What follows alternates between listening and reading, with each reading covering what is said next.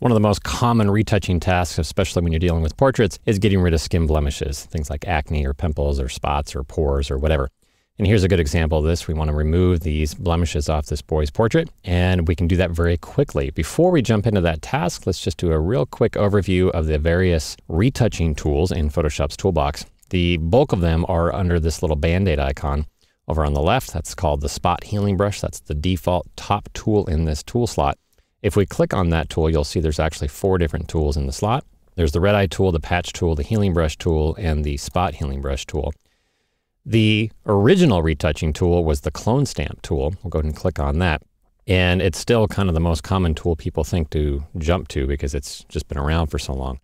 But quite honestly, the spot and regular healing brush tools are actually the better tools to start with. Just to review real quick, the rubber stamp tool, as it's also known, or the clone stamp tool, is literally a tool to copy pixels from one portion of an image or even another image and replace them or use them again in another area. Now, the way it works is you take a sample, you source an area that you want to copy, and then you paint with that source somewhere else in the image. Let's go ahead and put this image into full screen mode. I'll press the letter F to do that. I'll hold down my space bar to just kind of pan the image around there to the left. And I'm going to do Command or Control plus twice just to zoom it up a little bit. Okay, so the way it works is you hold down the Option key or the Alt key, and you'll see your cursor turns to a little target. And we'll just do some cheesy little retouch here. I'm going to source the middle of this boy's eye here by Option or Alt clicking. And then you'll see as I move my cursor after letting go of the key, the pixels that I clicked on with the Option or Alt key down are now showing up in that cursor. If I make the brush a little bit larger by hitting my right bracket key, you can see a preview of what would be laid down if I were to start pressing and dragging with my clone stamp tool. So I'll go ahead and do that, click and drag, and you'll see the cursor is a little crosshair over on the left eye there, showing you where it's sourcing from. And as I click and drag, I'm giving this person a third eye. So not something you would probably want to do. So I'm going to go ahead and undo that just to show you that the clone stamp tool is literally for copying pixels from one area and putting them somewhere else. The advantage of the healing brush tool, so the default one is the spot healing brush. The original healing brush was the healing brush tool itself.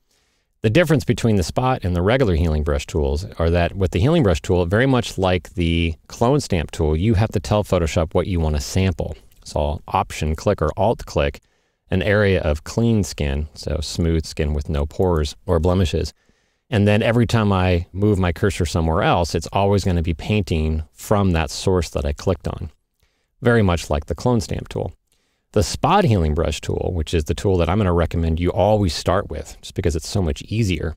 What's great about that is that Photoshop will sample and replace or retouch at the same time without you having to constantly Option or Alt click to take a source. Photoshop will guess an area in the image that's appropriate to replace the blemish that you're going to paint over. So with no sampling, I'm just going to start clicking and dragging on top of these blemishes, and you can see very instantly Photoshop does a great job of figuring out where to source from to replace those blemishes. Now you'll see that I've been doing this on the original background layer. I typically do not like to do retouching that way because I can't change my mind. So I'm going to go back and revert this image, File, Revert, to get it back to where we were. And I always recommend that you create a retouch layer. Now if you click the new icon at the bottom of the Layers panel, you'll just get a new Layer 1. I'm going to hold down that Make Better key, the Option or Alt key, and we'll click on that button. And that will give us the ability to name our layer as I create it. I'm going to go ahead and name it Retouch. You can name it Blemishes or Pimples or whatever you want to call this layer, something that makes sense. Go ahead and click OK. Now you have this new layer where all your retouching is going to end up on. So you can turn it on or off or change your mind, delete the pixels, mask it, change the opacity, whatever you need to do. The trick here is to make sure that the Sample All Layers checkbox is turned on in the Options bar when you have the Spot Healing Brush tool selected. If you don't, then it's just going to be sampling from nothing because there's nothing on this layer, so you're not going to get any effect.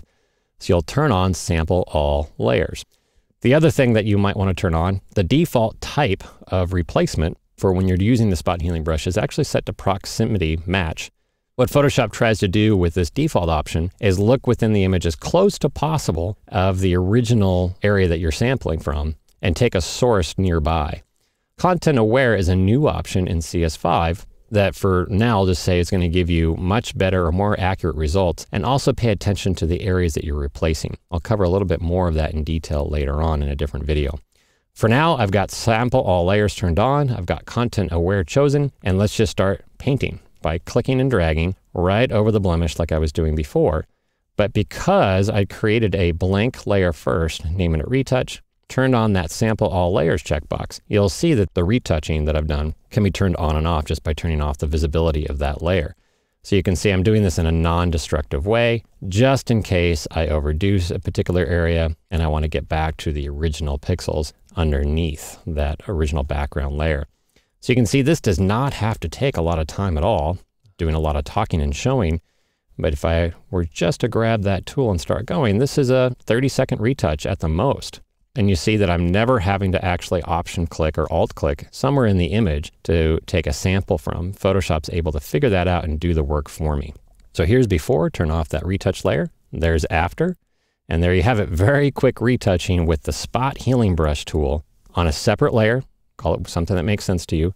Make sure sample all layers is turned on. The good news is that this is a sticky setting. So if I open up a different image and choose the spot healing brush tool again, these options will stay that way. So I don't have to keep remembering to do that. It'll just stay that way until I change it again. And then you can see that spot healing brush tool makes it really easy to quickly do retouching projects just like this.